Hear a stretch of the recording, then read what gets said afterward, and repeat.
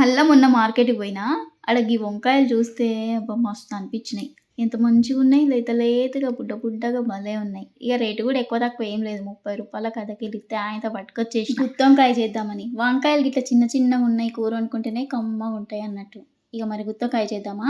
ముందుగా వంకాయలకు 2 వైపులా కాట్లు పెట్టుకొని ఉప్పు నీళ్ళల్లో ఏసుకొని పెట్టుకున్నాక మసాలా కోసం ఉల్లిగడ్డ, టమాటా, పచ్చిమిర్చి, కొత్తిమీర ఫ్రై చేసుకోవాలి. ఇక పప్పు దినుసులు అన్నీ ఫ్రై చేసుకొని వేసుకొని అల్లింత కారం, ఉప్పు, చింతపండు కూడా నీళ్ళతోటి వేసుకొని మిక్సీ పట్టుకొని పేస్ట్ పక్కకు పెట్టుకున్నాం అనుకో వంకాయ మసాలా రెడీ అయిపోతుంది. ఇక ఉల్లిగడ్డలు పోసుకేసి అలా వంకాయలు వేసేసి ఆయిల్లా మంచిగా ఫ్రై కావాలి. ఓ 5-6 నిమిషాలు ఫ్రై చేసుకోవాలి. వంకాయలు జరంత మెత్తబడ్డాక ఉప్పు కారం వేసి మళ్ళీ ఫ్రై చేసి ఇక మిక్సీ పట్టుకున్న మసాలా వేసేసి అల్లిని నీళ్లు పోసుకోవాలి గ్రేవీకి సరిపడినంత.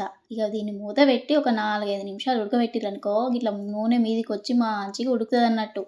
ఇక ఇట్లా ఉడికిందంటే కూర రెడీ అయినట్టే. మీదింత గరం మసాలా అట్లనే కొత్తిమీర కూడా వేసుకొని ఇక వేడివేడిగా అన్నంలో ఈ గుత్తొంకాయ వేసుకొని కలుపుకొని ఊదుకుంటా తింటే ఉంటది మస్తు ఉంటది. చేపల కూర కన్నా కూడా మజా వస్తుంది అన్నట్టు, అంత బాగుంటది. ఇక నేను చేపల కూర అయితే తినను కానీ ఈ గుత్తొంకాయ అయితే మస్తు తింటా.